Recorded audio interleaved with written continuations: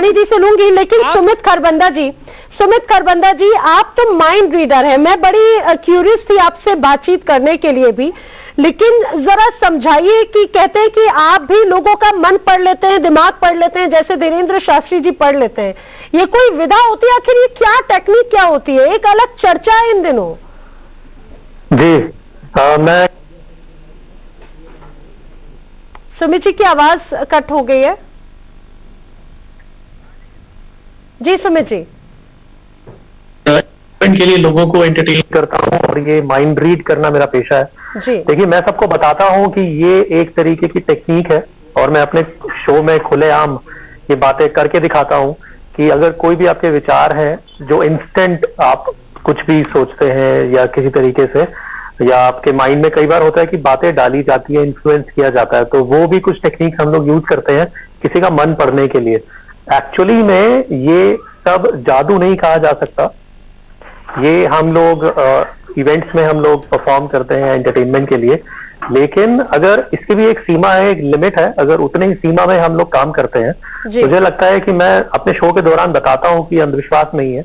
ये इसको ये ना समझा जाए कि मेरे कान में आकर कोई बता रहा है भूत है या किसी का मुझ पर आशीर्वाद है, कुछ ऐसा बिल्कुल नहीं है। लेकिन इसको अगर दायरे में रखकर किया जाए तो एक एंटरटेनमेंट के बारे में समझा जा सकता है और मैं लोगों को बताता भी हूँ। बाकी इसके बाहर जो चली जाती है बात, मुझे लगता है लोगों को उसमें विश्वास करने की बजाय पहले उसकी जानकारी इकट्ठी करनी चाहिए। क्या ये बात सही है? क्या नॉलेज को अपना बढ़ाना चाहिए? क्या जो हमें अंधविश्वास की तरफ खींचा जा रहा है, क्या ये सही है, नहीं है? बहुत से लोग इस बात को मानते भी हैं, बहुत से लोग इस बात की तरफ चले जाते हैं, तो मैं कई बार लोगों को क्लियर करता हूँ। यानी कि सुमित जी, जैसा कि कई अब ऐसे हमने कई बाबाओं की ऐसी लंबी फहरिस्त देखी है जिसमें इस तरह की बातें कही जाती हैं कि अगर मैं उनके सामने हूं तो शायद वो मेरे मन की बात समझ लेंगे, मैं क्या सोच रही हूं वो समझ लेंगे, मेरे बटुए में आखिर कितने नोट रखे हैं, उसकी नंबर क्या है, सीरीज क्या है, वो समझ लेंगे। यहाँ तक कि सारी बातें वो आपका E to Z चीजें बता देंगे और लोग इसी में ही एकदम नतमस्तक हो जाते हैं। लोग एकदम उन्हें भगवान मानने लग जाते हैं। तो ये वाकई में कोई विधा होती है या ये सिर्फ एक टेक्निक है? जैसा आपने कहा कि आप वो एक कंटिन्यूअस प्रोसेस है, प्रैक्टिस है। जी, करीब 15 साल हो गए हैं मुझे ये सब समझते हुए, जानते हुए। जब मैंने शुरुआत करी थी उस टाइम पर ये चीजें मैं नहीं जानता था। पर ये है कि अब जैसे जैसे नए आइडियाज, नई बातें होती हैं, ये स्किल है मेरी ये स्टडी है।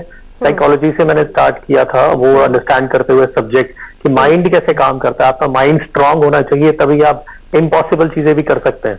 यानी कि सुमित जी से हम ऐसे कहें कि एक स्टडी है, ये आपकी स्टडी है, लेकिन जिस तरह से दावा धीरेन्द्र शास्त्री कथावाचक के लिए किया जा रहा है उसमें तो लोग उन्हें खुद भगवान स्वरूप मानने लग जाते हैं। लेकिन स्वामी चक्रपाणी जी, समाज हिंदुस्तान में रहने वाला हर आदमी यूनाइट हो रहा है, वो जातियों और धर्म से ऊपर उठ के आ रहा है। सुमित जी कुछ कह रहे थे, की बात हो रही है।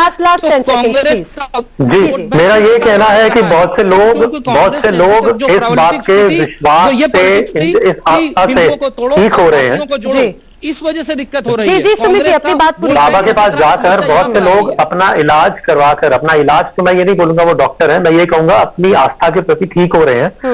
और बहुत सी ऐसी बातें हैं जो वहां जाकर उनको लगता है कि मैं ये कर सकता हूँ, उनको एनर्जी कह सकते हैं, एनर्जी पॉजिटिव आती है। तो इसमें गलत क्या है?